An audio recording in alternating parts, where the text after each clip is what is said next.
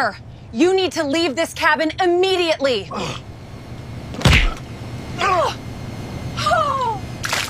Get out of that seat before I have you removed. The words cut through the cabin before the engines had even started.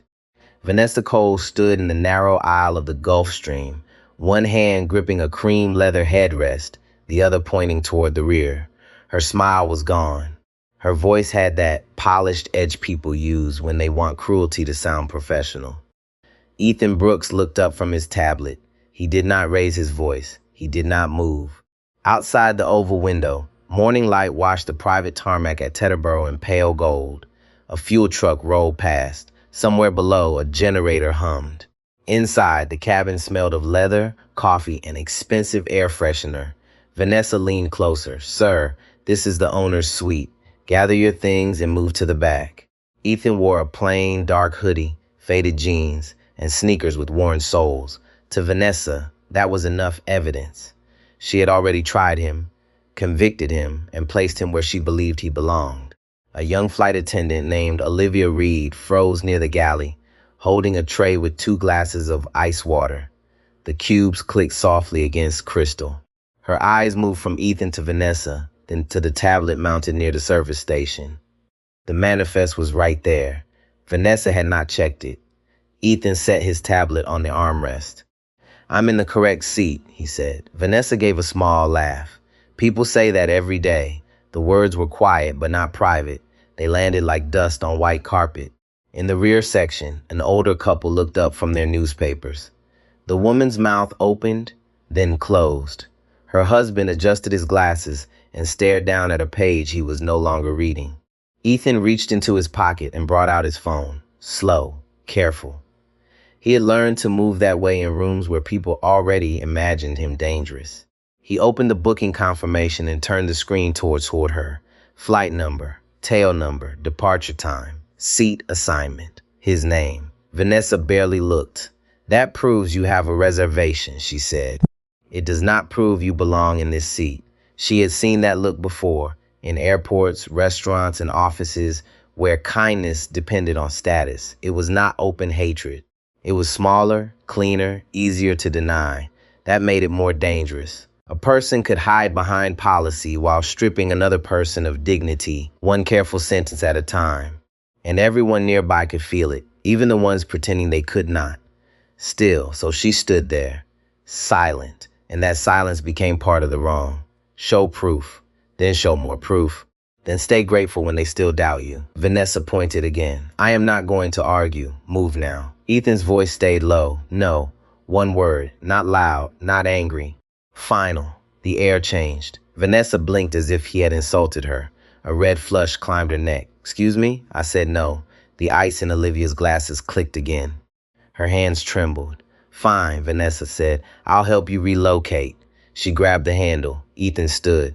The movement was calm, but the cabin seemed to shrink. He was tall, broad-shouldered, still in the way a locked door is still. Put the bag down. Vanessa stopped halfway down the aisle. Then pride killed it. She dropped the bag. It hit the carpet with a heavy thud. The older woman gasped. Olivia flinched. Ethan looked at the bag, then back at Vanessa. Something in his eyes went colder. Not wild. Not reckless. Controlled. That was worse. You should be very careful, he said. Vanessa heard the warning as a challenge. Vanessa turned toward Olivia. Call Captain Hayes. Olivia did not move. Now, Vanessa snapped. Olivia set the tray down with a soft clatter. Her fingers hovered near the intercom, but her eyes went to the manifest screen. Ethan Brooks, primary owner contact. Special handling. No public recognition requested. Her stomach dropped. Vanessa, she whispered. Maybe we should check the passenger profile first. Vanessa's head turned slowly. What did you say? I just think we should verify before this goes further. Vanessa laughed without humor. I do not need a trainee telling me how to recognize a problem passenger. The words hit Olivia deeper than a shout. They reminded her of every time she had stayed quiet to survive. Then Vanessa stepped too close. Last chance, she said. Get out of the owner's suite. Ethan did not move. Vanessa raised her hand. The slap cracked through the cabin. Sharp, clean, unbelievable. Ethan's head turned slightly. The sound hung in the air after the motion ended. Olivia covered her mouth. The older man stood halfway, then froze. Even Vanessa looked startled by what her own hand had done. Ethan touched his cheek. A faint red mark was rising. Then Ethan picked up his phone. His thumb moved once. The cabin phone rang near the cockpit. A moment later, Captain Daniel Hayes stepped out. Gray hair neat, uniform pressed, eyes alert. What is going on here? Vanessa spoke first. Captain, this passenger became non-compliant and refused to leave the owner's suite. Olivia's voice broke through. Captain, check the manifest. Everyone turned. Olivia was pale but standing straighter now. Please, she said. Check it. Captain Hayes looked at the screen near the galley. His face changed before he spoke. He looked at Ethan, then at Vanessa. Miss Cole, he said slowly. This is Mr. Ethan Brooks. Vanessa frowned. Captain Hayes swallowed. He is the principal owner of Brooks Aviation Group. He owns this aircraft, and as of this morning, he owns controlling interest in Altair Lux Aviation. The cabin went silent, not quiet, silent. Vanessa's lips parted, but nothing came out. Ethan lowered his phone. His cheek was still red. His voice was still calm. That is not the part that matters most, Captain. He looked from Vanessa to Olivia, then to the older couple. What matters is who she thought I was when she believed I had no power. The engines had not started, but something much larger already had. Captain Hayes did not move for several seconds. He stood in the aisle with one hand still resting on the cockpit door, his eyes fixed on Vanessa Cole, as if he were seeing her for the first time. The cabin around him felt too small, too polished, too quiet. The kind of quiet that comes after something breaks, and everyone knows it cannot be put back the way it was. Vanessa tried to speak. Captain, I did not know that he was. Doc. Ethan raised one hand, not high, not dramatic, just enough to stop her. That is exactly the problem, he said. His voice was even, but every word carried weight. It did not sound like rage. It sounded like a record being made. Vanessa swallowed. Her cheeks had lost their color. A few minutes earlier, she had filled the cabin with command. Now she seemed smaller inside her uniform, as if the gold wings pinned to her chest had become too heavy. Olivia Reed stood near the galley, one hand pressed against the counter. She could feel her pulse in her fingertips. She had seen rude passengers. She had seen tired crew members snap. But this was different. This was not stress. This was choice after choice after choice. And she knew she had almost let it happen in silence. Captain Hayes turned toward Ethan. Mr. Brooks, I am deeply sorry. Ethan looked at him. I appreciate the apology, Captain, but I need procedure, not comfort. The words hit the captain hard because he understood them. In aviation, procedure mattered. It protected lives. It protected truth. And when people ignored it, harm did not stay small. He straightened his shoulders. Yes, sir. Then he turned to Vanessa. Miss Cole, you are relieved of duty effective immediately. Please return to the galley and surrender your crew tablet. Vanessa blinked. Daniel, wait. You cannot just do that. The captain's jaw tightened. Do not call me Daniel right now. That sentence cracked through the cabin. Vanessa looked toward Olivia, then toward the older couple in the rear, searching for someone to soften the moment. No one did. The older woman held her husband's hand now. Her eyes were wet, not from fear, but from shame. She had watched too much and said too little. Vanessa took one step back. He refused the crew instruction, she said, but her voice was thinner now. I was protecting the aircraft. Ethan slowly picked up his leather bag from the floor. The handle had bent to one side. A seam near the zipper had pulled loose. It was a small thing, cheap compared to the jet, cheap compared to the company. But for a moment, Ethan looked at it like it mattered. Because it did, not because of the cost, because of the contempt. He placed it on the seat beside him and said, You were not protecting the aircraft. You were protecting an assumption. Olivia lowered her eyes. That sentence stayed with her. Vanessa's hand shook as she unclipped the crew tablet from her belt. She held it out toward the captain. He did not take it right away. Unlock it, he said. Her eyes sharpened. For what reason? For the incident log. Vanessa hesitated for half a second too long. Ethan noticed. So did Olivia. So did the captain. Unlock it, Captain Hayes repeated. Vanessa entered her code with stiff fingers. The screen lit up. The captain took it and tapped through the open reports. His face hardened. Olivia leaned slightly, just enough to see. There it was. Passenger became aggressive during seat verification. Passenger refused relocation. Possible security risk. Captain Hayes looked up. You filed this before I came out here. Vanessa said nothing. You filed a security note against him while he was seated, calm, and verified on the manifest. Vanessa's mouth opened, but no sound came. The older man in the rear finally spoke. His voice trembled, but it was clear. That is not what happened. Everyone turned. He stood slowly, one hand on the armrest, the other still holding his folded newspaper. My wife and I saw it. He never raised his voice. He showed her his phone. She threw his bag. Then she struck him.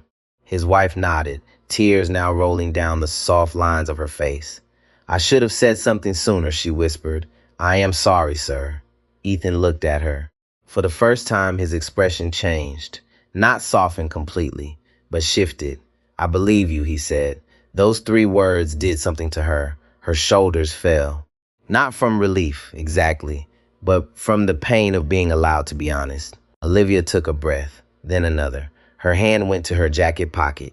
I recorded part of it, she said. Vanessa spun toward her. You did what? Olivia flinched, but she did not step back. I started recording after you dropped his bag, you little traitor. Captain Hayes snapped, enough. The word was so sharp, Vanessa froze. Olivia's eyes filled, but her voice stayed steady. I did not do it to hurt you. I did it because I knew no one would believe him if this turned into your word against his. The truth sat in the cabin like a second passenger. Heavy, uninvited, necessary. Ethan looked at Olivia for a long moment. She expected anger. She expected suspicion. She expected the kind of look people give when damage is already done and no apology can reach it. Instead, he said, thank you for choosing the truth after fear told you not to. Olivia pressed her lips together. Her chin trembled once. She nodded. Vanessa laughed once, harsh and brittle. This is ridiculous. I have been with this company for 14 years. I know how these situations work. Ethan turned toward her. No, Miss Cole. You know how they used to work. The cabin went still again. Outside, a ground crew member crossed beneath the window, unaware that inside the aircraft a career was ending and something larger was beginning. Captain Hayes picked up the cabin phone. Operations, this is Captain Hayes on Aircraft 7 Apex. We have a crew removal and a passenger assault allegation. Departure is suspended. I need ground management and corporate legal notified now. Vanessa's face changed completely. Assault. That word carried weight in America. It was no longer attitude, no longer customer service, no longer a misunderstanding to be buried in an email. It was a line, and she had crossed it with her own hand. Captain, she whispered, please. He did not look away. You will wait in the forward galley until ground management arrives. I could lose everything. Ethan's voice came from behind her. People usually understand consequences only when they finally reach their own doorstep. Vanessa turned slowly. For one brief second, there was something human in her face. Fear, not remorse yet. Fear always came first. Remorse, if it came at all, would have to survive after the fear stopped being useful. I made a mistake, she said. Ethan stood still. No, you made a series of decisions. A mistake is spilling coffee. A mistake is entering the wrong code. You looked at me, decided I did not belong, ignored proof, created a false report, damaged my property, and hit me. Each sentence landed clean. No shouting, no waste. You did not lose control, he said. You used the control you thought you had. Vanessa's eyes dropped. No one saved her from that truth. Not the captain, not Olivia, not a silent couple in the back. For the first time since Ethan stepped onto the jet, the power in the room was not loud. It was not standing over someone. It was not pointing toward the back and calling it order. It was calm. It was documented. It was witnessed. Ethan sat down again and adjusted the cuff of his hoodie as if preparing for a business call instead of the aftermath of public humiliation. But Olivia saw his hand for 1 second before it settled. It trembled, just slightly. That was the part no one ever wanted to talk about. Even powerful people could be wounded. Even owners of jets could feel the sting of being reduced to a stereotype. Money could buy leather seats, private terminals, and polished wood cabins. It could not buy back the moment before someone decided your dignity was optional. Captain Hayes saw it, too. His expression changed. Less corporate now, more human. Mr. Brooks, he said quietly, would you like medical attention? Ethan took a slow breath. No, but I want the incident preserved. Every record, every camera feed, every crew statement. No deletions, no edits. Yes, sir. And Captain? Yes? Olivia stays on this flight. Olivia looked up, startled. Vanessa looked wounded by the decision, as if kindness towards someone else had become another punishment. Ethan continued. She is the only person in uniform who remembered that safety includes the truth. Olivia turned away quickly, wiping one tear before it could fall. The captain nodded. Understood. A black SUV pulled up outside the aircraft stairs. Through the window, Ethan saw two company officials step out, followed by a woman in a navy suit carrying a legal folder against her chest. Their faces were tight. Their walk was fast.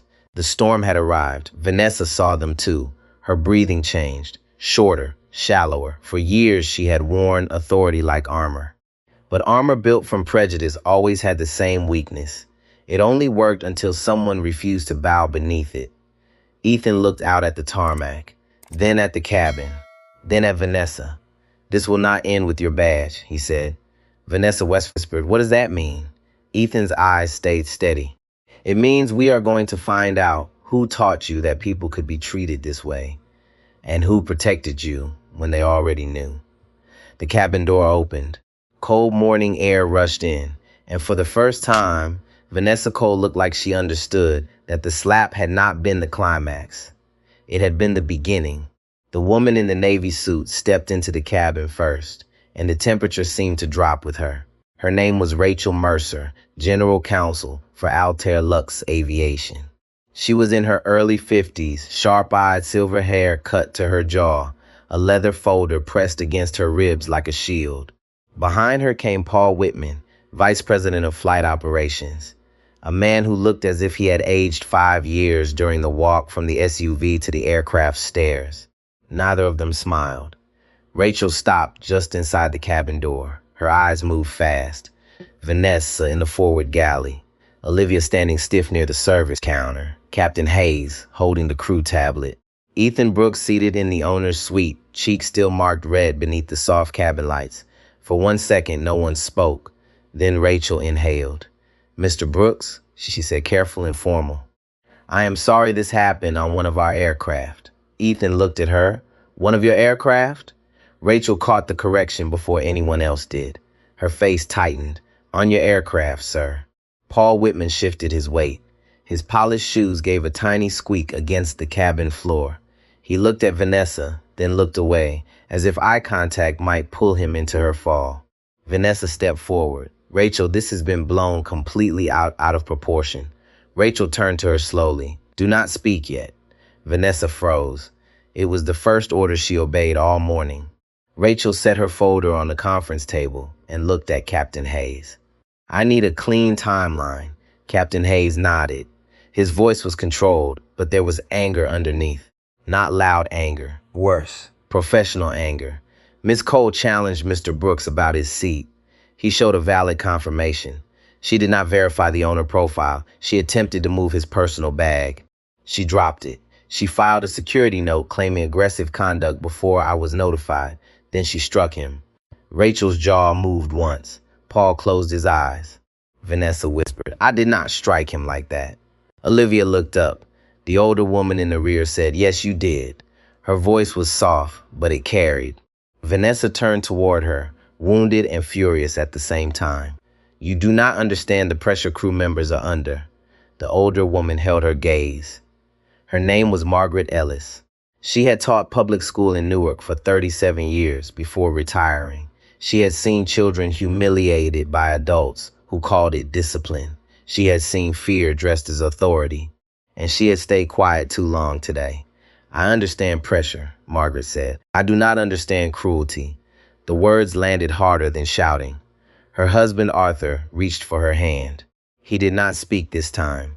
He simply nodded, and that small nod carried the weight of a sworn statement.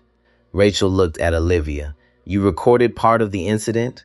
Olivia's throat tightened. Yes, send it to me now, and do not delete the original. Olivia took out her phone. Her hand shook badly enough that Ethan noticed from across the aisle. Slow down, he said. Everyone looked at him. His voice was calm. You are not the one on trial. Olivia swallowed. That sentence loosened something in her chest. She tapped the screen and sent the file. A few seconds later, Rachel's phone vibrated. She opened the video. No one in the cabin moved. The sound came first. Vanessa's voice. Sharp, cold, you do not belong in this section. Then Ethan's voice. Low. I am in the correct seat. Then the scrape of a bag being yanked from leather. A thud. Olivia's small gasp. Vanessa again, louder now. Get out of the owner's suite. Then the slap. The sound cracked through the phone speaker and returned to the cabin like a ghost. Vanessa covered her mouth. Not because she was shocked by what had happened, because she was shocked by how it sounded when there was no uniform to hide behind. Rachel stopped the video. Silence. Outside, a baggage car beeped in reverse, somewhere across the tarmac. The ordinary sound made the moment feel even more real. The world had not stopped. That was the cruel thing. People could be harmed in a room full of witnesses, and outside, trucks still moved, clocks still ran, coffee still brewed. Rachel looked at Vanessa. You are suspended pending termination review.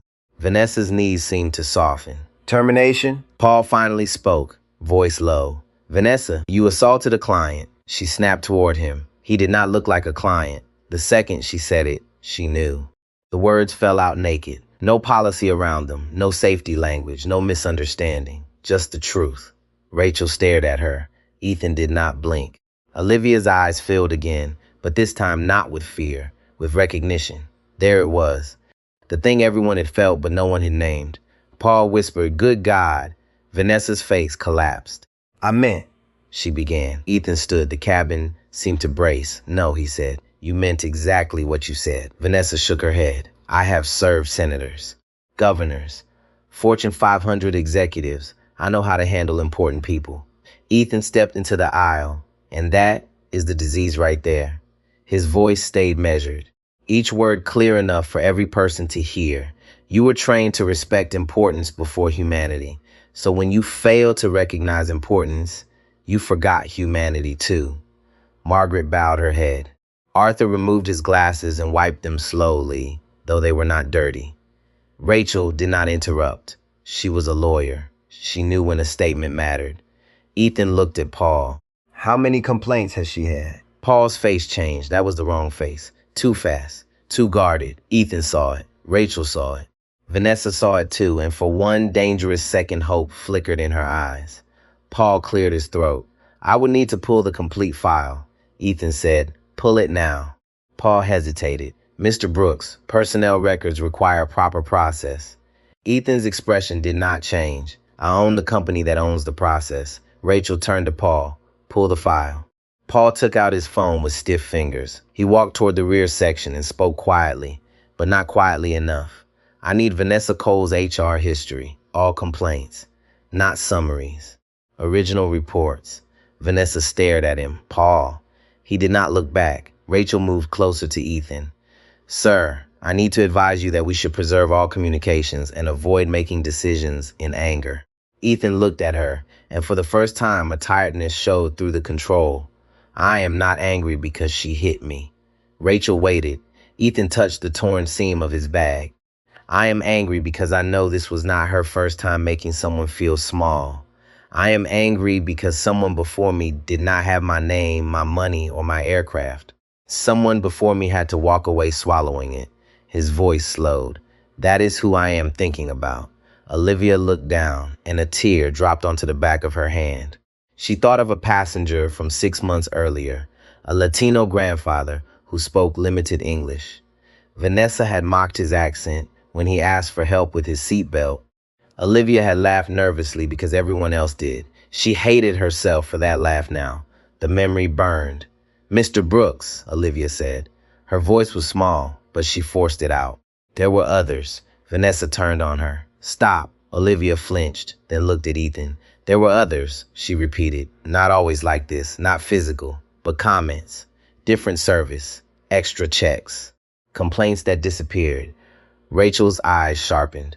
Paul returned from the rear, phone still pressed to his ear. His face had gone gray. He lowered the phone. Rachel asked, "How many?" Paul looked at Ethan. "There are 9 formal complaints in the last 7 years." Vanessa whispered, "That is not fair." Paul continued, 5 from black passengers, 2 from Latino passengers, 1 from a Middle Eastern family, 1 from a junior crew member. The cabin absorbed each sentence like a wound reopening. Rachel's voice dropped. Disposition? Paul swallowed, closed as unsubstantiated. Most reviewed by Gerald Mason. Ethan's eyes narrowed. Who is Gerald Mason? Rachel answered this time. Director of Premium Service Operations. Captain Hayes looked away. He knew the name. Everyone in the company knew the name. Gerald Mason was the man who protected revenue producers and called it leadership. Ethan picked up his phone. "Get Gerald Mason on a secure call." Paul went still. "Sir Gerald is at the New York office." Then he has a phone. Rachel watched Ethan carefully. She had represented powerful men for decades. Some wanted blood. Some wanted headlines. Ethan wanted structure. That made him more dangerous than both. A minute later, Paul's phone rang on speaker. Gerald Mason's voice came through smooth and irritated. "Paul, I am walking into a meeting." What is so urgent? Ethan stepped closer. "This is Ethan Brooks." The line went silent. Then Gerald's tone changed. "Mr. Brooks, I was not aware you were on the aircraft." Ethan looked at Vanessa. "No," he said. "That seems to be a theme today." Gerald gave a nervous laugh that died quickly. Ethan continued, "I am standing in my cabin with a flight attendant who assaulted me after filing a false security note. I am told she had 9 prior complaints. Most were closed by you." A soft rustle came through the speaker. Papers, movement, panic looking for language. "Sir, I would need context before commenting." "You will have context," Ethan said. "You will have investigators. You will have counsel. You will have every original complaint reopened by the end of the day."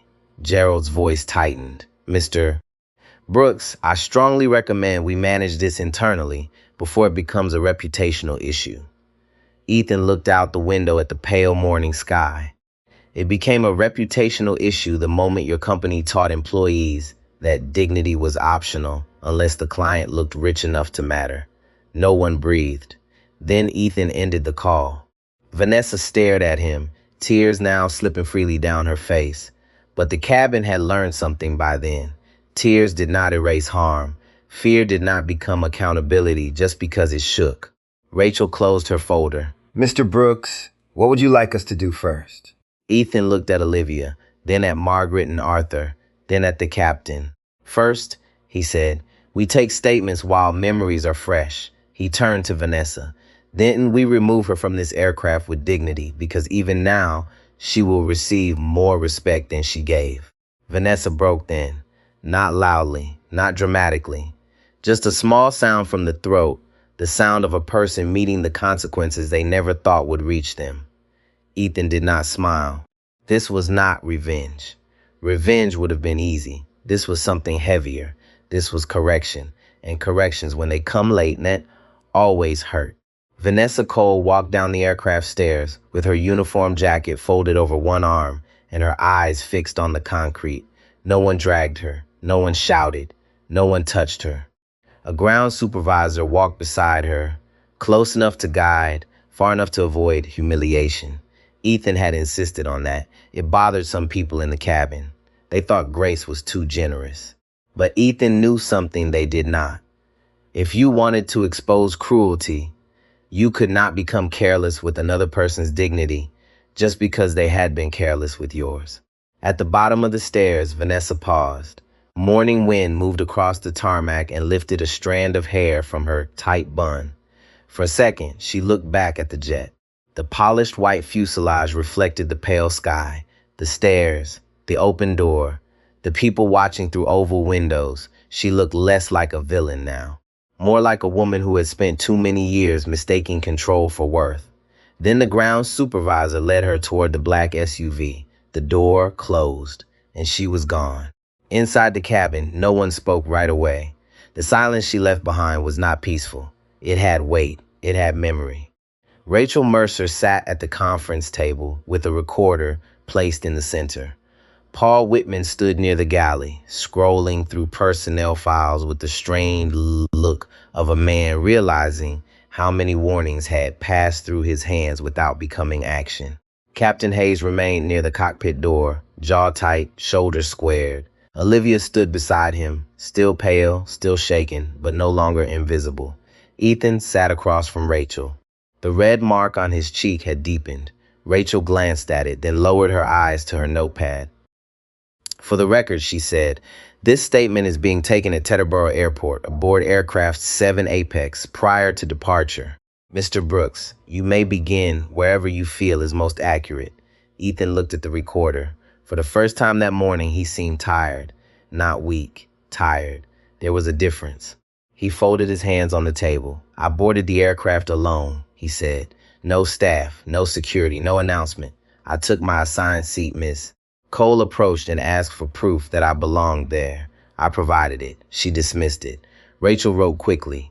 Ethan paused. The cabin sounds became louder in the pause. The soft air vent. The distant beeping of a truck outside. Olivia's uneven breath. She did not ask the older white couple in the rear to prove they belonged, Ethan continued. She did not ask the captain to verify. She looked at me and decided the seat had more credibility than the man sitting in it. Margaret Ellis closed her eyes. Arthur squeezed her hand. Rachel's pen slowed. Ethan looked up. I have spent most of my adult life building companies that move freight, aircraft parts, medical supplies, food, and people. Systems matter to me. A system can save a life when it works. It can destroy one when people hide inside it. He touched his cheek lightly, then lowered his hand. This morning, your system gave Vanessa Cole a uniform, a tablet, and authority. She used all three badly. Paul swallowed. Rachel nodded once, understood. Then she turned to Olivia. Miss Reed, are you ready to give your statement? Olivia's eyes flicked toward Ethan. He gave her the smallest nod. She stepped forward. Her voice came out thin. I was in the galley preparing water when Miss Cole approached Mr. Brooks. I heard her ask for his confirmation. He showed his phone. She did not review the manifest. Rachel asked, did Mr. Brooks raise his voice? No. Did he threaten her? No. Did he make physical contact with her? No. Olivia's hand tightened around her phone. She told him to move to the back. He said he was in the correct seat. She took his bag. He stood and told her to put it down. He did not touch her. She dropped it. Then she filed something on her tablet. Paul looked up sharply. Olivia continued. I did not know what she filed until Captain Hayes opened it. But I saw her typing after she dropped the bag. Then she kept pushing him. I told her we should check the profile. Rachel leaned in. And what did she say? Olivia stared at the carpet. She said she did not need a trainee telling her how to recognize a problem passenger. The words made the cabin tighten again. Rachel wrote them down exactly. Olivia blinked hard. I should have spoken sooner. Ethan's voice came low from the table. Yes. Olivia looked at him, wounded. He did not soften the truth. But you did speak, he said. And that matters. Olivia nodded slowly. It was not forgiveness. Not yet. But it was a handhold. Then Margaret gave her statement. She did it sitting down, hands folded over her purse, the way she might have spoken to a principal after a school incident decades earlier. I saw a man being doubted for no reason I could name, except the obvious one, she said, and I stayed quiet because I did not want to make a scene. Her voice trembled. That is how scenes like this survive. Everyone waits for someone else to become brave. Arthur looked down at his shoes. I did the same. I knew it was wrong. I told myself it would pass. Then she hit him. His voice cracked on the last word. I am sorry, Mr. Brooks. Ethan took a breath. He could have said it was fine. People said that when they wanted discomfort to end quickly, but it was not fine. So he said something else. I hope next time you speak before the slap. Arthur nodded. His eyes watered. Yes, sir. That was the human part. Hard, painful, necessary. Healing did not begin with comfort. It began when people stopped lying about the wound. Rachel finished the statements and closed her folder. Then Paul's phone rang again. He looked at the screen and stiffened. It is Gerald Mason. Rachel looked at Ethan. Ethan said, "Answer it." Paul put the call on speaker. Gerald's voice came through tight and polished. "Paul, I have reviewed what I can from the office. I think we should be very careful about overreacting. Vanessa has a long record of high-end service. Some complaints are inevitable in premium aviation." Ethan leaned toward the phone. "Mr. Mason, are you aware that she struck me?" A pause. "I am aware there is an allegation." Olivia's head snapped up. Rachel's eyes went cold. Ethan smiled once, not warmly. "There is video." Another pause. Gerald adjusted quickly. "Then obviously that specific act must be addressed. But I would caution against framing this as systemic without a complete review." Rachel spoke now. "Gerald, 9 complaints over 7 years were closed under your supervision. I want the original investigator notes, emails, witness statements, and client correspondence preserved immediately." Gerald's voice sharpened. "Rachel, you know how sensitive those files are. I know how subpoenas work too," Rachel said. Paul stared at her. Gerald went quiet. Ethan said, "Mr. Mason, here is what will happen. You will not contact Vanessa Cole. You will not contact any complainant. You will not alter or remove any record. You will send a litigation hold notice within the hour." Gerald exhaled through his nose. "With respect, Mr. Brooks, you are new to this side of the operation. Premium clients expect discretion." Ethan's eyes hardened. "Discretion is not a burial ground." The sentence stopped the cabin. Gerald said nothing. Ethan continued. "You use polite words to hide ugly things. High-end service, discretion, client comfort. Those words became curtains, and behind them people were mistreated." Gerald's tone cooled. "I have protected this company for 12 years. "No," Ethan said. "You protected its comfort." The line went silent again. Then Ethan said, "Rachel will oversee preservation. Paul will remove your access to complaint files until the review is complete." Paul's eyes widened. Gerald snapped, "You cannot remove my access without board approval." Ethan's voice did not rise. "I am the board approval you should have worried about." No one moved. Even Rachel looked at him differently now. Not because of the power. She had seen power.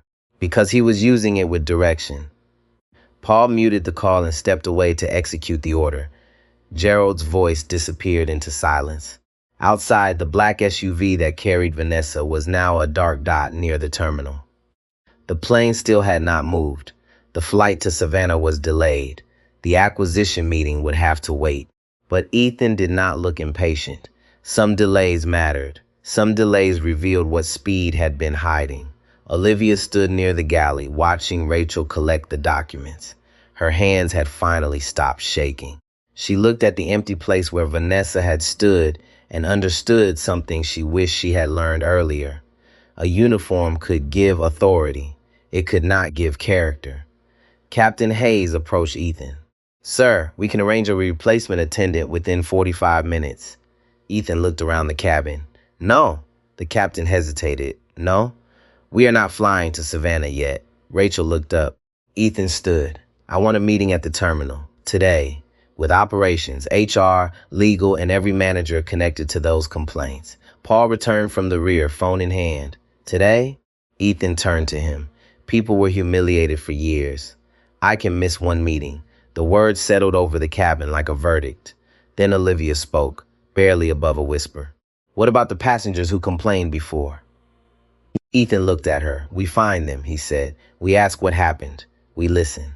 And this time, no one tells them it was unsubstantiated before they are even heard." Margaret wiped her eyes. Arthur sat straighter. Rachel reopened her folder. Captain Hayes nodded once, slowly, as if accepting a new flight plan.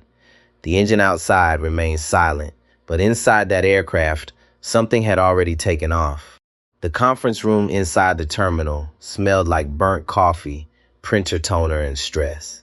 It sat above the private hangars at Teterboro, behind thick glass windows that overlooked rows of silent jets lined beneath the gray morning sky.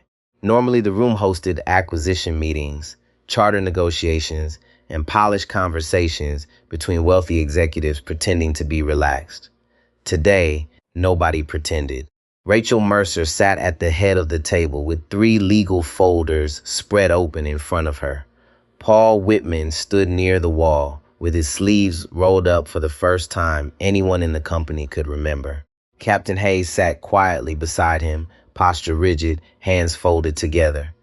Olivia Reed remained near the back of the room. She looked like she wanted to disappear. Ethan Brooks entered last, still in the same hoodie, still carrying the damaged leather bag. Every executive in the room stood automatically when he walked in, not because anyone told them to, because power changes the oxygen in a room. Ethan nodded once. Sit down. No one spoke as he took his seat. At the far end of the table sat Gerald Mason, 59 years old, expensive suit, perfect silver tie, calm face built from decades of corporate survival. He looked composed until someone watched closely enough to notice his thumb rubbing the edge of his wedding ring over and over beneath the table. Gerald had spent years mastering the language of plausible denial, concerned passenger experience, operational discretion, premium brand protection. He knew how to bury harm under polished words, but polished words sound different once sunlight hits them. Rachel opened the meeting. At approximately 8:15 this morning, a physical and discriminatory incident occurred aboard Aircraft 7 Apex involving suspended employee Vanessa Cole and principal owner Ethan Brooks. Gerald shifted immediately. I would caution against using the word discriminatory before the investigation is complete. Ethan looked at him. Do you caution people the same way when they report turbulence? Gerald blinked. What? When the aircraft shakes, do you tell passengers not to call it turbulence until legal approves the wording? The room stayed still. Ethan leaned back in his chair. She saw a black man in casual clothes and decided he could not belong in the owner's suite. Then she ignored verification, created a false security concern, and hit him. What exactly would you like to rename that? Gerald opened his mouth. Nothing came out.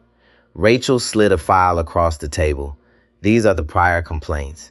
Gerald did not touch the folder. Paul finally spoke. His voice sounded tired.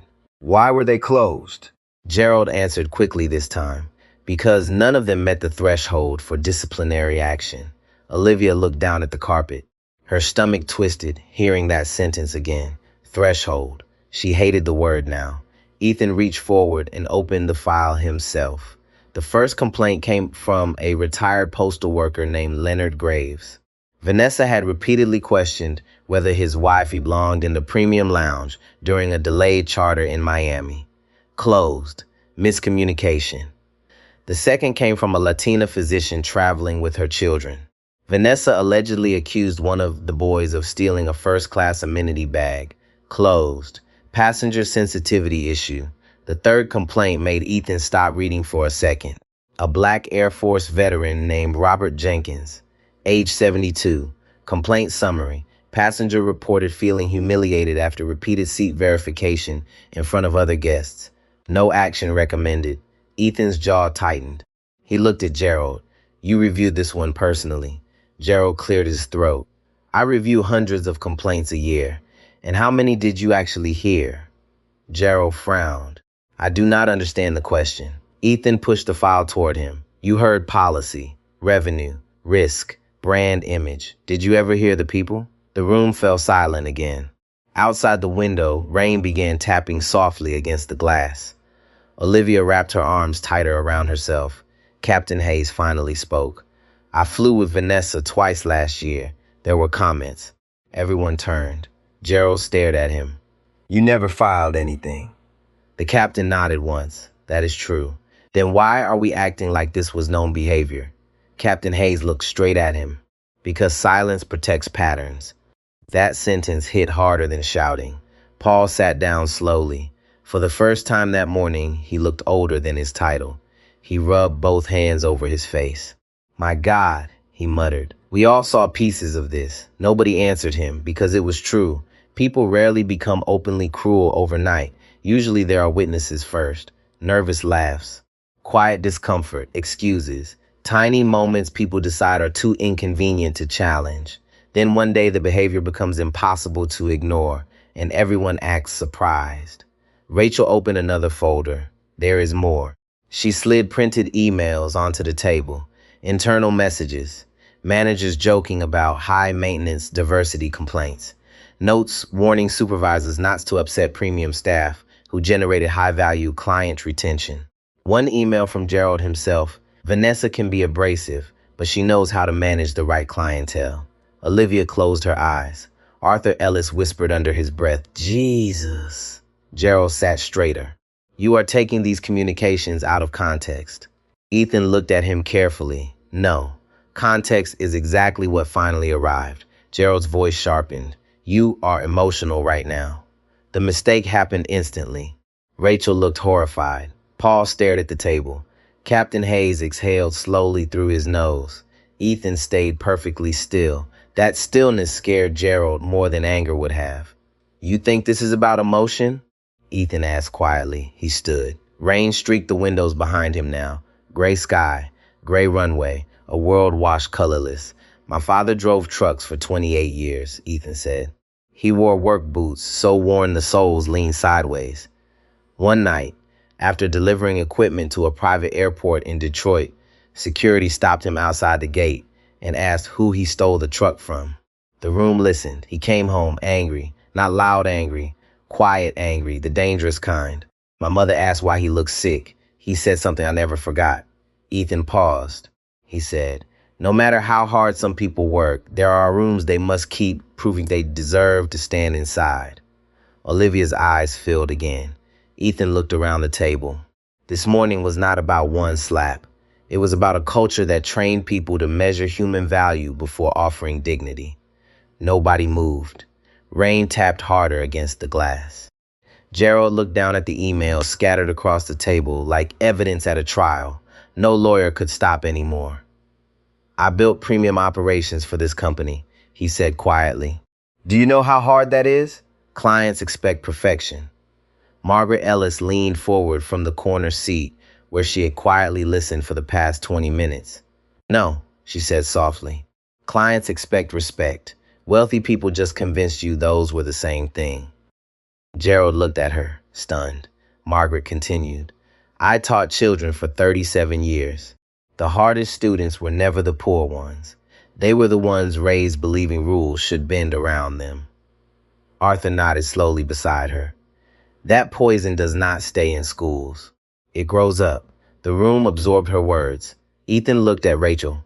What happens next? Rachel closed one folder and opened another. Immediate suspension for Gerald Mason pending board review. External investigation. Preservation orders company-wide. Independent review of all discrimination complaints over the last 10 years. Paul added quietly, and media exposure. Rachel nodded. There is already airport chatter. Someone in ground operations recognized your name on the incident hold. Gerald's face drained. The press cannot get this. Ethan looked at him. Why? Because people might finally hear what your passengers tried to say. Gerald's breathing became uneven. For the first time, he looked less like an executive and more like a man realizing the walls around his career were made of paper. Paul spoke carefully. Ethan. Once this goes public, investors will panic. Charter contracts may freeze. We could lose millions. Ethan stared out at the rain. Then he turned back. If protecting millions requires ignoring humiliation, then the company deserves to lose millions. Nobody argued, because deep down, everyone in that room already knew the truth. Money had protected the wrong things for too long. Rachel gathered the files together. We need to discuss settlement exposure. Ethan shook his head immediately. I am not interested in a payout. Gerald looked confused. You are not? No. Ethan picked up the damaged leather bag and placed it on the table. This cost less than $400. But what happened this morning cost more than money fixes. He looked directly at Olivia. You know what the worst part was? She swallowed. What? That none of it surprised me. The sentence hollowed the room. Olivia covered her mouth. Captain Hayes lowered his eyes. Even Rachel stopped writing, because that was the tragedy underneath everything else. Not the slap, not the scandal, the familiarity. Ethan took a slow breath. I am tired of successful Black people having survival stories attached to ordinary moments. No one interrupted. Rain rolled down the glass behind him in crooked silver lines. We should be allowed to sit in a seat without becoming a lesson. Silence. Heavy. Honest. Then Olivia finally spoke. What do we do now? Ethan looked at her for a long moment. Then he answered, "We build a company where the next person never has to ask that question." The room stayed still after that, not because people were afraid anymore, because for the first time all morning, they understood what accountability was supposed to sound like. Not revenge. Responsibility. By noon, the story had already started moving beyond the walls of the terminal, not publicly yet, not on television, but through phones, texts, private calls, the invisible bloodstream of corporate America. Pilots in Dallas were whispering about it between flights. A scheduler in Atlanta heard that a senior attendant had assaulted the owner of the company. Two mechanics in Newark argued over whether the rumor was exaggerated. In Miami, a customer service supervisor quietly reopened an old complaint file she had once been told to stop asking questions about. Truth spread strangely, first like smoke, then like fire. Inside the terminal conference room, the air had gone stale. Coffee sat untouched in paper cups. Rain still dragged slow lines down into windows overlooking the runway. Ethan Brooks remained standing near the glass. He had not changed clothes, had not covered the mark on his cheek, had not asked for privacy. Rachel Mercer watched him carefully from the table. She had spent 26 years protecting corporations from disaster. Usually that meant containing damage. Quiet settlements, carefully worded apologies, controlled narratives. But Ethan was doing something different. He was refusing to hide the wound, and that frightened people more than lawsuits. Paul Whitman's phone vibrated again. He checked the screen and cursed under his breath. Rachel looked up. What now? Paul swallowed. Internal staff forums. Rachel's expression hardened. How bad? Paul turned the screen toward her. Anonymous employee posts flooded the company intranet. I warned HR about Vanessa 2 years ago. Premium crews treat black clients differently all the time. Management only cares if wealthy passengers complain loudly enough.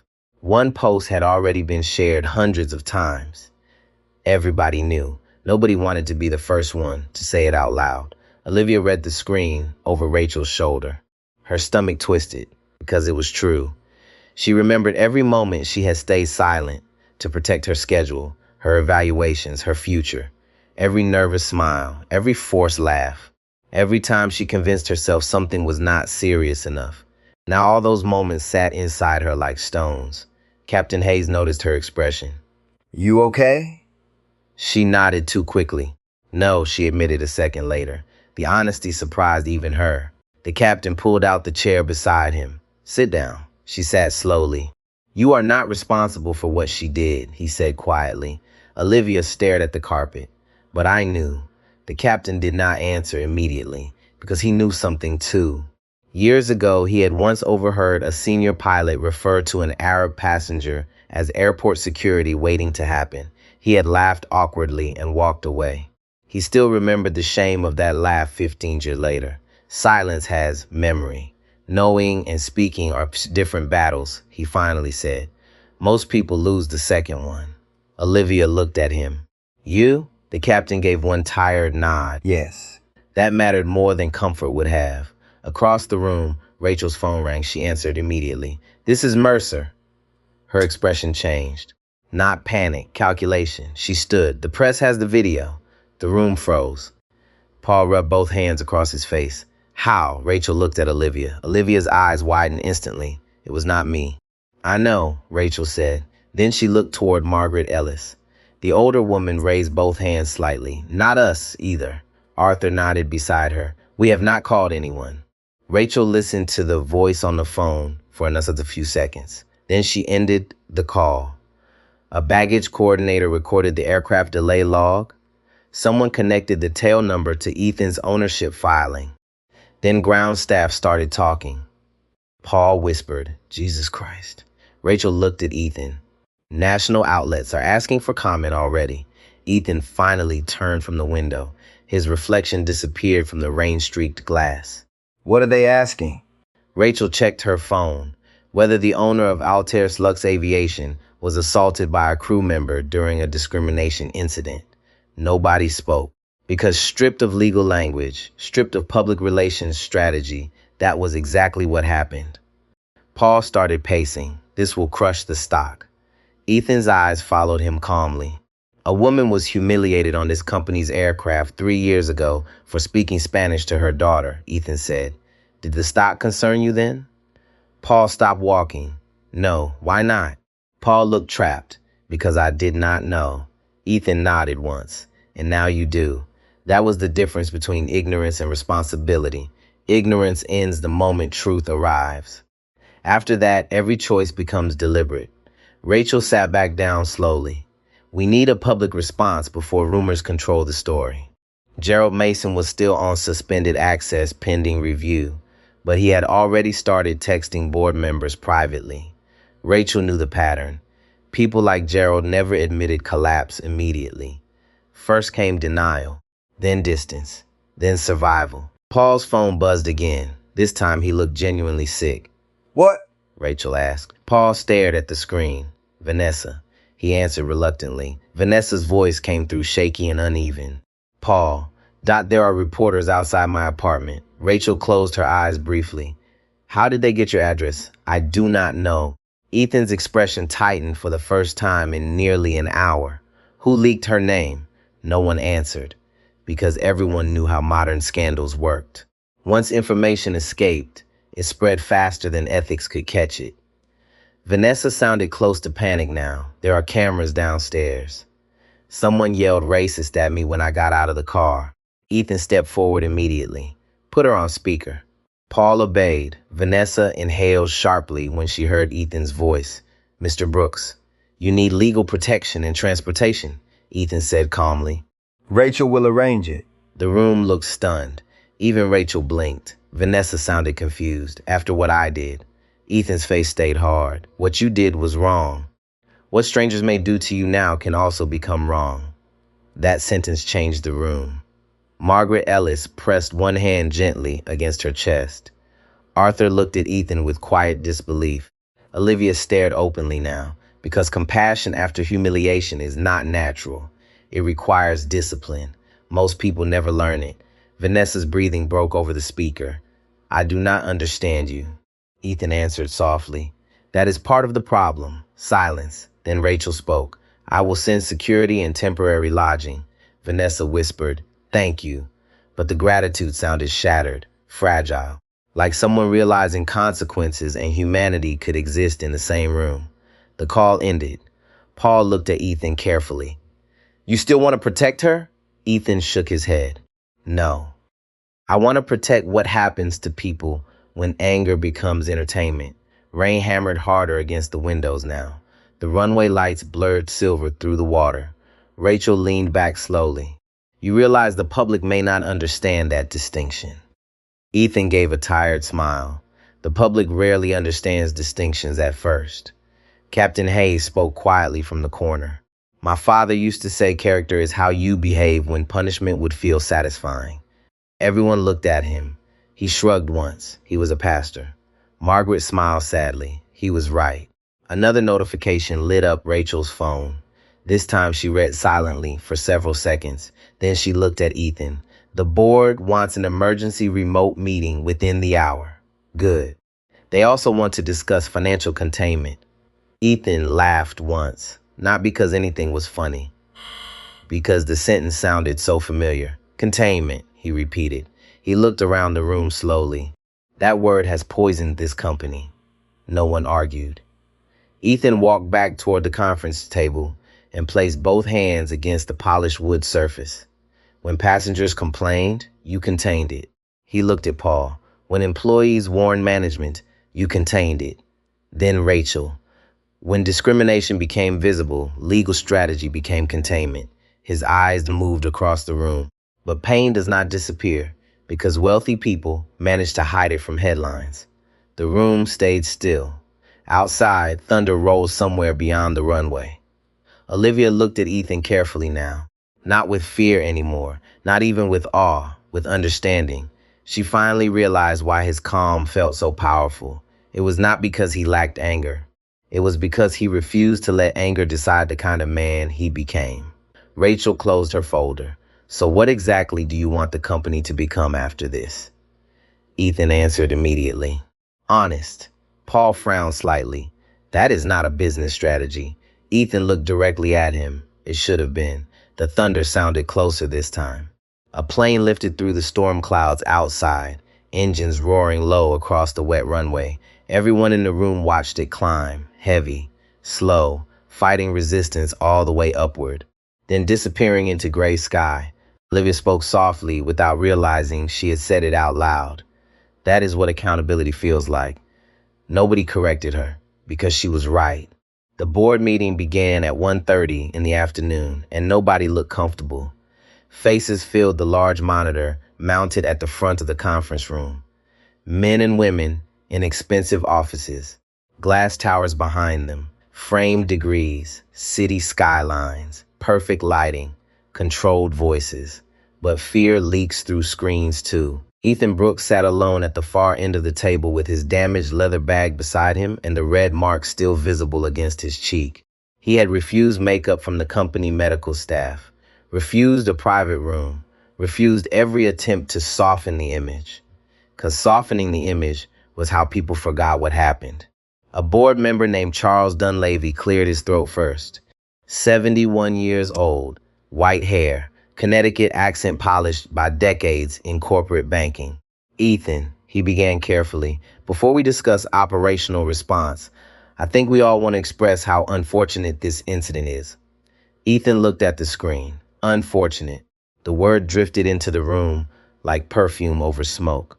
Rachel Mercer lowered her eyes slightly. She had heard executives use that tone for years. Fires were unfortunate. Weather delays were unfortunate. Data breaches were unfortunate. Humiliation was always described with softer words when powerful institutions caused it. Ethan folded his hands. A woman hit me after deciding I did not belong in my own aircraft, he said calmly. Let us not shrink the language now. Nobody interrupted. Another board member spoke up. Denise Holloway, former hospitality executive, mid-60s, sharp enough to survive rooms where softer women disappeared. What exactly are you proposing, Ethan? There it was. Not what happened. Not how are you.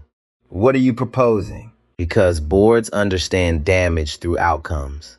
Ethan stood slowly and walked toward the monitor. Rain still moved across the windows behind him. The gray afternoon light made the room feel colder than it was. I spent years buying distressed aviation companies, he said. Do you know the first thing I learned? Silence. Broken systems never begin where the public notices. Charles adjusted his tie. With respect, this appears to be an employee conduct matter. Ethan looked directly into the camera.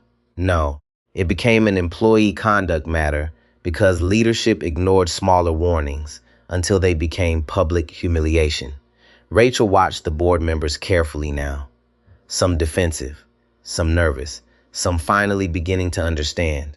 Ethan continued. Vanessa Cole did not invent that behavior this morning. She rehearsed it over years, quietly, safely, under protection. Paul Whitman sat rigid beside the wall. Every sentence felt aimed at him too. Because leadership always wants misconduct to belong to one person. It is easier that way. Cleaner. But cultures are built collectively. Silence is collective. Reward systems are collective. And everyone in that room knew it. Denise leaned forward toward her camera. What specifically do you believe failed? Ethan answered immediately. Incentives. The word landed hard. You train staff to prioritize perceived status over human dignity. Revenue over respect. Image over honesty. Charles frowned. That is a serious accusation. It is also documented. Rachel slid printed emails toward the camera feed one by one. Comments. Dismiss complaints. Internal jokes.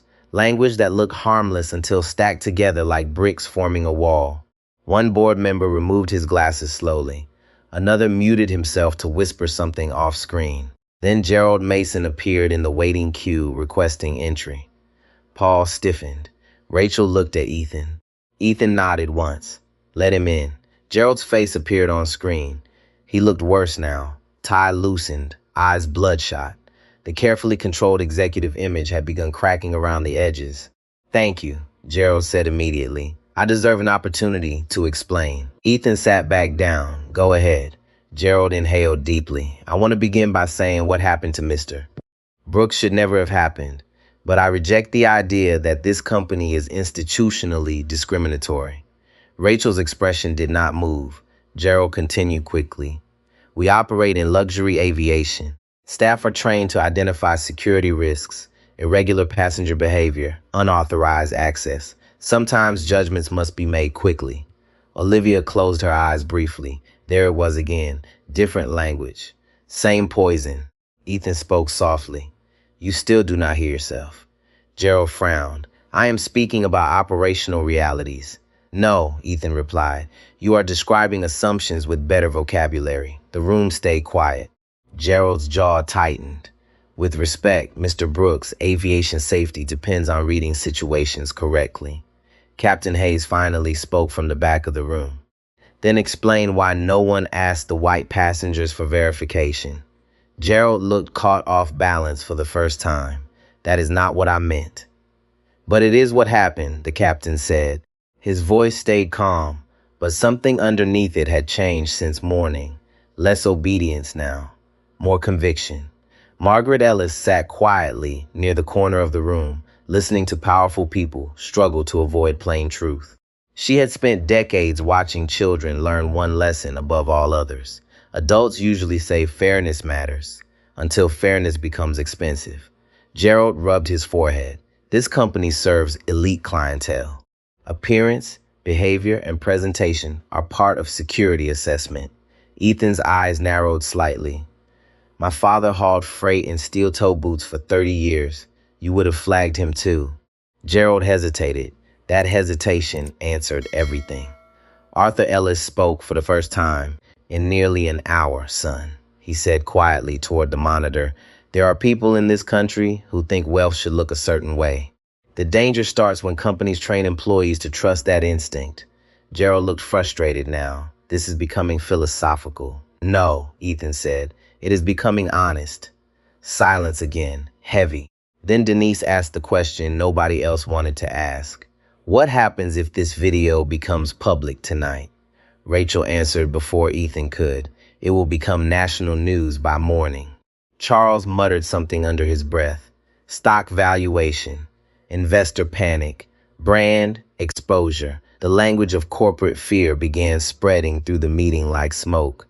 Ethan listened quietly for almost a minute before speaking again. Do you know what the real risk is? Nobody answered. "It is not the video." The room stilled. "It is the possibility that thousands of people will watch it and recognize themselves." That sentence hit harder than any legal threat, because every person on that call knew he was right. Not everyone had been slapped, but many had been doubted, questioned, followed, watched differently, made to feel temporarily guilty for existing in expensive spaces. Olivia stared at Ethan. She realized something in that moment. The reason this story frightened executives was not because it was unbelievable. It was because it was familiar. Rachel's phone buzzed. She checked the screen and exhaled slowly. "What now?" Paul asked. "CNN has the footage. The room exploded at once." "How? Who leaked it? We need injunctions." Can legal stop publication? Rachel raised one hand sharply. "Enough." The room quieted. She looked directly at the board. "You cannot litigate your way out of moral failure."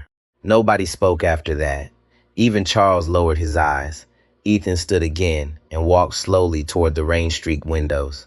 He remembered being 14 years old in Detroit, walking into a high-end electronics store, wearing his basketball hoodie after school. The security guard followed him through every aisle for 20 minutes.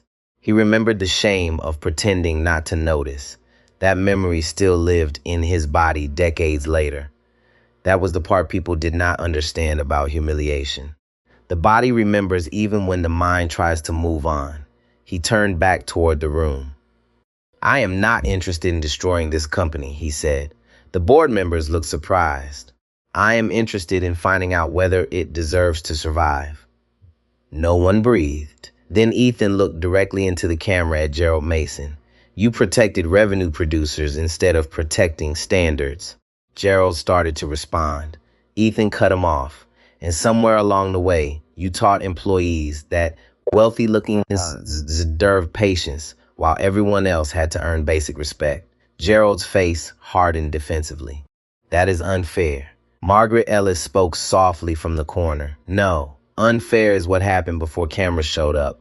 The room went still again. Outside, another aircraft lifted through the storm clouds, engines roaring low over the wet runway. The sound filled the silence. Ethan looked at Rachel. I want an independent review team assembled tonight. Rachel nodded immediately. Done. I want every unresolved complaint reopened. Done. I want mandatory bias and conduct review for premium crews and executives. Paul looked up sharply. Executives too? Ethan looked directly at him.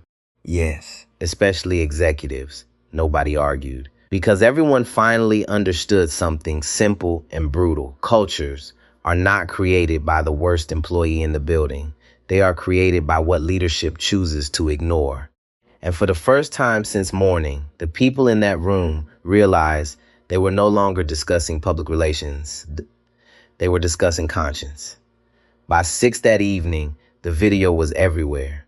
Not edited, not dramatized, just raw footage.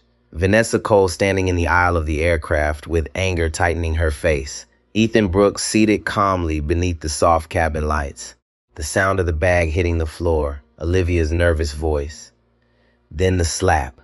Millions of people watched it before dinner. Millions more watched before midnight. Some watched with outrage. Some with recognition. Some with the sick silence of people remembering moments they never told anyone about. Inside Altair Lux Aviation headquarters in Manhattan, entire departments had stopped pretending to work. Screens glowed in offices. Assistants whispered in hallways. Phones rang without pause. The company's stock had already dropped 11% before markets even closed. But the financial damage no longer felt like the center of the story. The human damage did. Ethan Brooks stood alone inside a private office overlooking the city. Night rain blurred Manhattan into streaks of white and red light below him. His hoodie hung over the back of a chair now. The mark on his cheek had faded slightly, but not enough. Rachel Mercer entered quietly, carrying a tablet and 2 untouched coffees. You should eat something, she said. Ethan did not turn around. So should you? Rachel gave a tired smile. She placed the coffees down anyway. Press conference starts in 40 minutes. Ethan nodded once. Any word from Vanessa? Rachel hesitated. She has not left the hotel. Ethan looked back finally. And Gerald? Rachel's expression hardened. He hired outside counsel. Claims he is being scapegoated. Ethan looked toward the rain again. Of course he did. People like Gerald always believed accountability was persecution once consequences finally arrived. Rachel studied Ethan carefully. You know you do not have to do this tonight. Yes, I do. The board can issue a statement. That is the problem, Ethan said quietly. Companies have statements for everything. People are starving for honesty. Rachel leaned against the desk. You are carrying this personally. Ethan gave a short laugh. A woman hit me because she thought I could not afford the seat I was sitting in. Rachel nodded slowly. Fair point. The city hummed beneath the windows. Sirens somewhere downtown. Rain against glass. Helicopter blades chopping distant air. Then Rachel's tablet vibrated. She checked it. Her face changed. What? She turned to the screen toward him. Another video. Older. Security footage from a private terminal lounge 2 years earlier. Vanessa again. A black family standing beside a check-in counter while Vanessa questioned their credentials in front of other passengers. The father holding printed confirmations with embarrassed fury in his eyes. A little girl clutching a stuffed rabbit while staring at the floor. Ethan watched silently. At the end of the footage, the mother guided the child away while the father remained behind arguing quietly with staff. No shouting, no scene, just humiliation. The kind people survive privately every day. Rachel lowered the tablet. That family already contacted the investigation team. Ethan sat down slowly. What did they say? Rachel's voice softened. The daughter is 15 now. She saw the video online this morning. and recognized Vanessa immediately. Ethan closed his eyes briefly. The little girl with the rabbit stayed in his mind. Not because the scene was dramatic, because it was ordinary. That was the real horror of it. Ordinary humiliation leaves deeper scars than explosive cruelty. It teaches children lessons too early, lessons about where they are welcome, about how carefully they must behave in certain rooms. Rachel sat across from him. She said something else. Ethan looked up. What? She told investigators, "I thought maybe we really looked suspicious." The room went quiet. Ethan leaned back slowly. That sentence hit harder than the slap ever could, because prejudice always tries to become the victim's voice eventually. That is how it survives. Not just by hurting people, by teaching them to doubt themselves afterward. Rachel watched Ethan carefully now. His expression had changed again. Less anger, more grief. The dangerous thing about dignity being denied repeatedly is that eventually people begin negotiating with their own worth just to survive. Ethan spoke quietly. That child carried their shame instead of Vanessa's. Rachel nodded once. Yes. A long silence followed. Then Ethan stood. "Get me the family's contact information." Rachel frowned slightly. "For legal outreach?" "No." He grabbed his hoodie from the chair. "For an apology." The press conference room downstairs was already crowded by the time Ethan entered. Cameras, microphones, reporters shoulder to shoulder beneath harsh, white lighting. The low roar of voices filled the room until he walked in. Then silence spread outward in waves. People noticed immediately that he still wore no suit, no polished executive armor, just dark slacks and the same plain hoodie from the aircraft. A reporter from Chicago raised her hand first. "Mr. Brooks, are you planning legal action against Vanessa Cole?" Ethan stepped behind the podium. "No." The room shifted. Another reporter spoke quickly. "Then what exactly are you seeking?" Ethan looked across the cameras. Truth. Pens moved immediately. Flashes burst. He continued. "This morning, a woman looked at me and decided I could not belong in a luxury aircraft because of how I looked." Another flash. "But this story is not important because I own the company." He paused. "It is important because most people in that situation would not." Silence. Deep silence. Some reporters lowered their pens completely now. Ethan's voice remained steady. "If this happened to me, with all my resources, all my access, all my power, then what happens to people without those protections?" The room listened differently after that. Not scandal now, reflection. A reporter near the back asked, "Do you believe this was racism?" Ethan answered immediately. "Yes," no hesitation, no corporate wording, just truth. "But racism is not only hatred," he continued. "Sometimes it looks like lowered patience, extra suspicion, shorter grace, different assumptions." Margaret Ellis watched the broadcast from the terminal lounge with Arthur beside her. When Ethan said those words, she reached for her husband's hand again, because she knew exactly what he meant. Ethan continued at the podium. "The danger is not only in cruel people.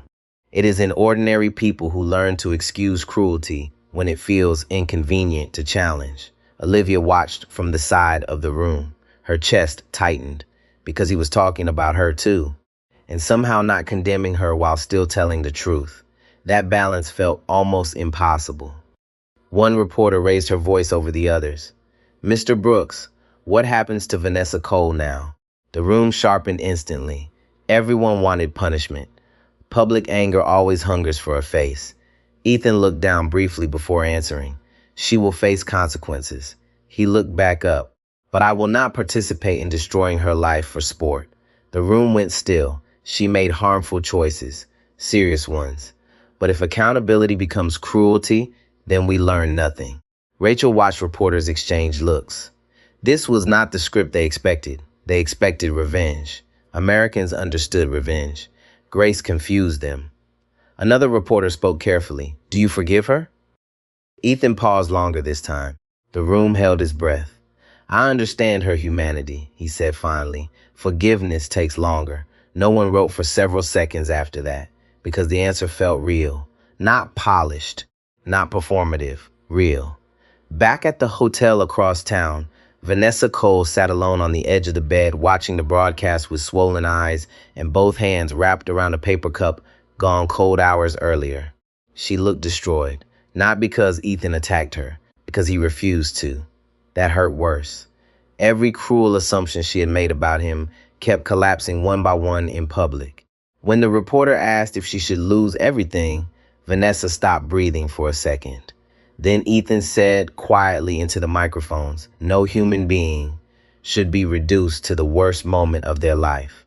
But every human being must answer for the harm they cause." Vanessa covered her mouth, and for the first time since morning, she cried for someone other than herself.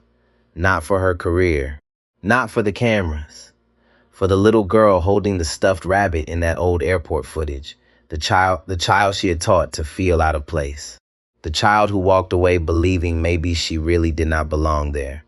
That realization finally broke through the armor. Not fear, not scandal, truth. And truth, once it finally enters a room, changes everyone inside it. The next morning, the elevators inside Altair Lux Aviation headquarters moved slower than usual, not mechanically, emotionally. People stepped inside without speaking. Eyes stayed lowered. Phones stayed clutched tightly in nervous hands. Every television in the building carried the same headline across the bottom of the screen. Airline ogre calls out culture of quiet discrimination. Employees moved through the marble lobby with the strange stiffness that follows public shame. Some looked angry, some embarrassed, some relieved that someone had finally said what many already knew. At 8:10 in the morning, Olivia Reed walked through the revolving doors, carrying a paper coffee she had no intention of drinking. Conversation stopped when she entered the lobby, not openly, subtly. A receptionist glanced up too quickly. Two attendants near the security desk suddenly became interested in their phones. A maintenance supervisor gave Olivia a small nod of respect as she passed. That part confused her most. Respect. 24 hours earlier, she had felt invisible. Now people looked at her as if bravery had always come naturally to her. It had not. She had barely slept all night thinking about all the moments she almost stayed quiet. The elevator doors opened on the executive floor. Rachel Mercer stood waiting near the glass conference room with 3 folders tucked under one arm. "You are early," Rachel said. Olivia shrugged weakly. "Could not sleep." Rachel nodded like she understood completely. Because she did. Entire industries are built on silence. Once silence breaks, people start hearing their own conscience again. It keeps them awake. Inside the conference room, Ethan Brooks sat alone reviewing printed reports spread across the table. Sunlight pushed weakly through the cloudy Manhattan morning and reflected across the polished wood surface. The mark on his cheek had nearly disappeared now, but something else had changed in him. He looked heavier, not physically, spiritually. Olivia noticed immediately. Ethan looked up as she entered. Morning, sir." He gave a small smile. "You can stop calling me sir every sentence." Olivia almost smiled back. Almost. Rachel placed the folders down. More complaints came in overnight. Ethan leaned back slowly. "How many?" Rachel opened the first folder. 27. Olivia's breath caught. 27. Not rumors, not social media comments, formal accounts, passengers, employees, contract workers. Stories that had waited years for permission to exist publicly. Rachel opened another folder. One former attendant resigned after repeated complaints about biased treatment assignments. Another says she was warned not to challenge senior premium staff if she wanted promotion opportunities. Ethan rubbed his hand slowly across his jaw. And Gerald? Rachel's expression flattened, officially suspended pending board review, unofficially calling every executive contact he has left. Olivia sat quietly near the end of the table, listening. The strange thing about institutional failure is that once it cracks open, everyone suddenly remembers details they once buried. A joke, a comment, a nervous feeling in the stomach, a moment they ignored because confronting it would have complicated their lives. The conference room door opened. Paul Whitman entered looking exhausted. No tie today. No polished executive mask either. Just a man carrying consequences on his shoulders. He placed a newspaper on the table, front page. Ethan's photograph leaving the aircraft. Headline beneath it. Who gets believed in America? Paul sat down heavily. The board wants immediate restructuring proposals. Ethan looked at the paper but did not touch it. Good. Paul exhaled slowly. You really are not trying to protect the company's image anymore. Ethan finally looked at him. No. I am trying to protect its soul. The sentence settled into the room because every person there understood the difference. Image asks how things look. Soul asks what things are. Paul rubbed tired eyes.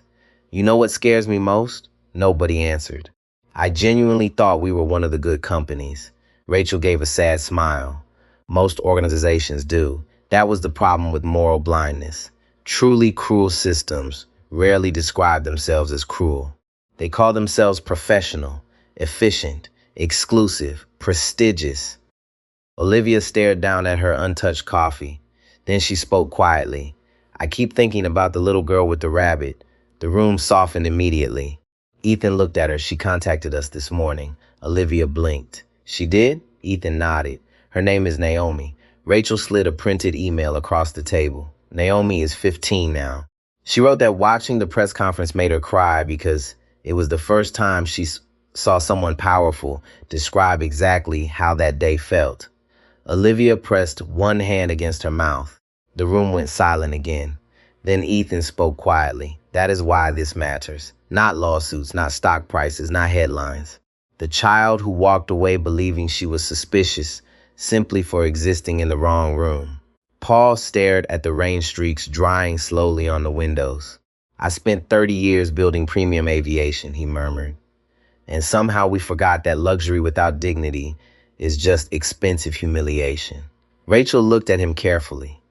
That realization may save this company yet. The door opened again. A junior legal assistant stepped inside looking nervous.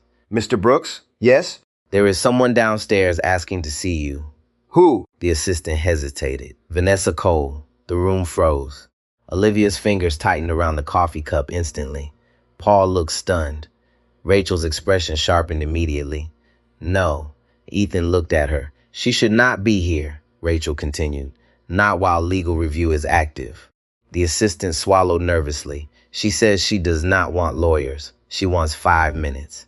Ethan stood slowly. Rachel stepped closer immediately. I strongly advise against this. Ethan looked toward the windows for a long moment, then back at Rachel. Sometimes legal advice and human responsibility are different things.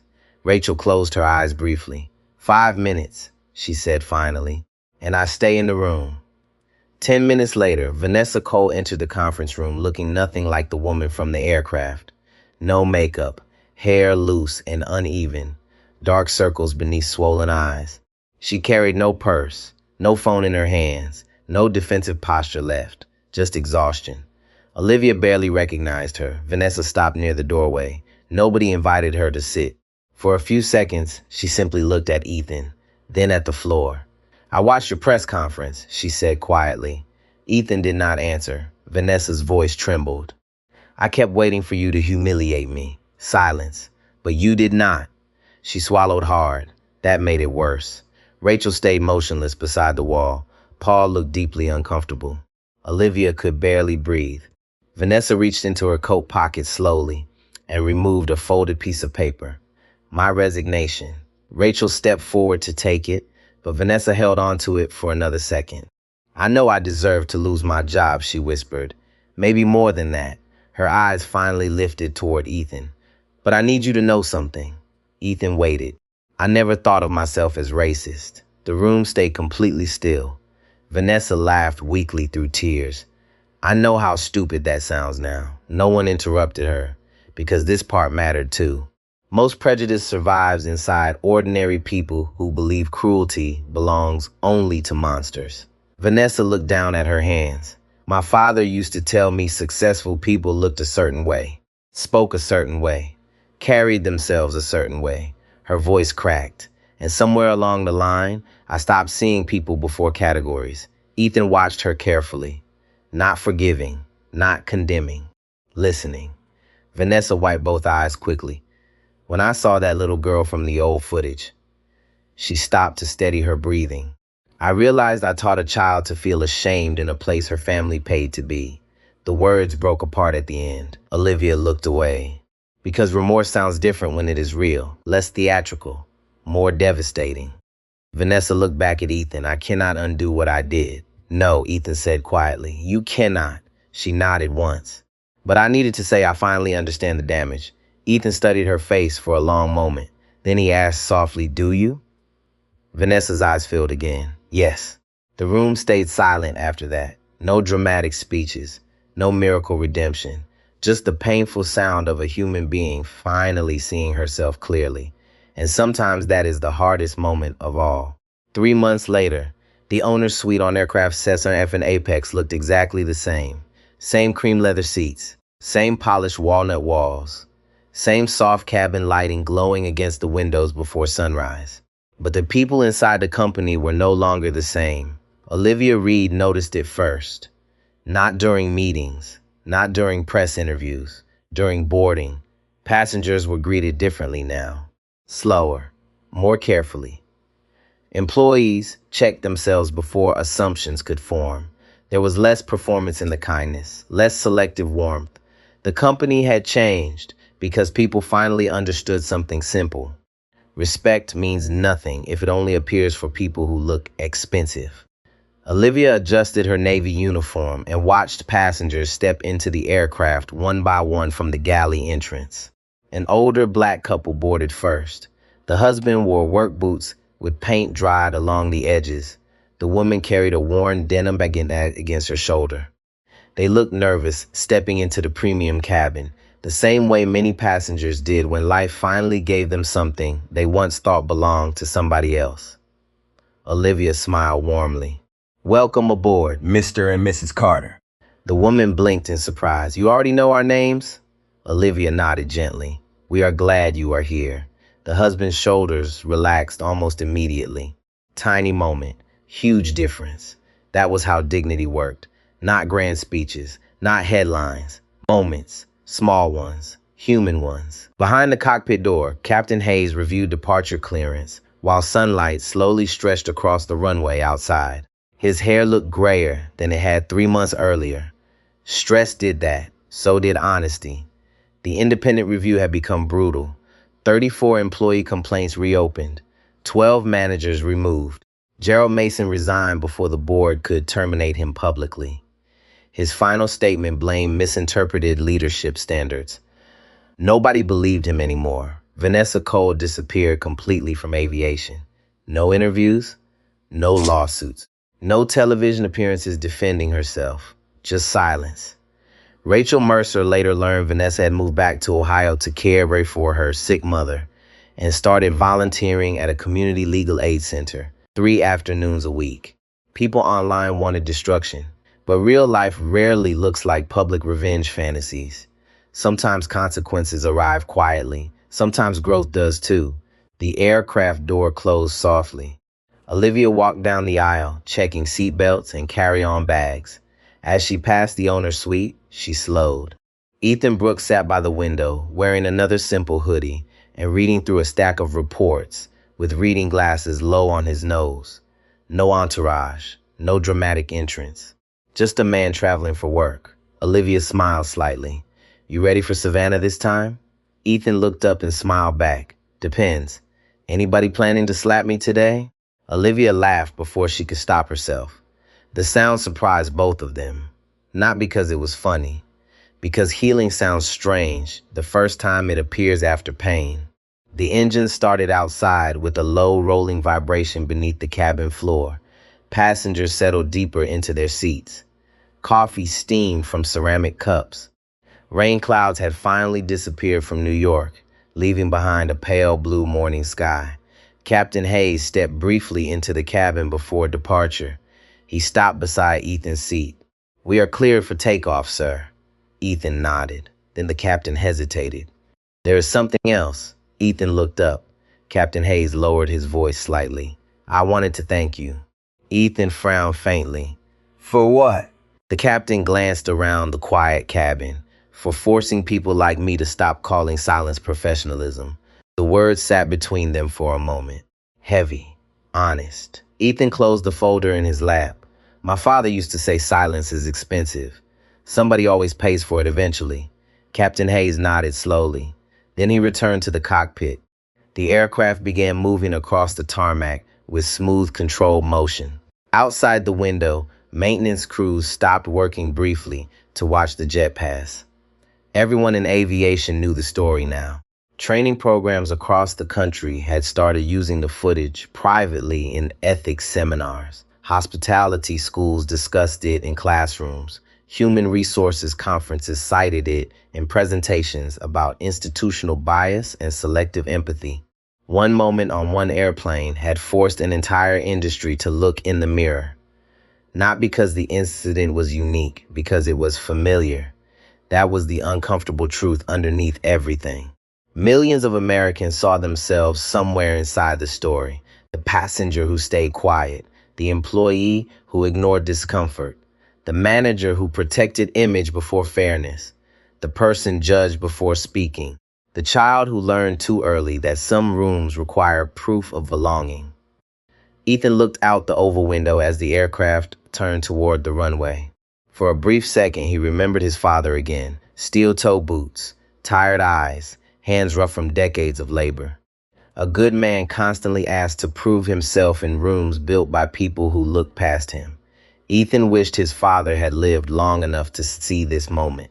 Not the headlines, not the power, the change. The possibility that maybe some young black kid boarding a flight years from now would walk into a premium cabin and feel normal instead of watched. That mattered more than revenge ever could. The aircraft accelerated hard down the runway, faster, louder. Buildings blurred past the windows. Then the nose lifted, and the ground fell away beneath them. Olivia stood in the galley during ascent, with one hand resting against the cabinet wall. Her reflection stared back faintly from the polished metal coffee machine. 3 months earlier, she almost stayed silent. That truth still hurt. But now she understood something important. Courage does not always arrive before fear. Sometimes it arrives after shame. Sometimes after failure. Sometimes after watching another human being refuse to lose their dignity even while being humiliated. Rachel Mercer sat 2 rows behind Ethan, reviewing updated company policies on her tablet, new reporting structures, mandatory ethics escalation, independent passenger advocacy review, anonymous employee protection systems, all things the company should have built years earlier. Still, late was better than never. Arthur and Margaret Ellis watched the clouds outside from the rear cabin. They had stayed in touch with Ethan after the incident. Margaret now spoke at teacher conferences about quiet prejudice and public courage. Arthur squeezed her hand gently. "You changed lives that day," he whispered.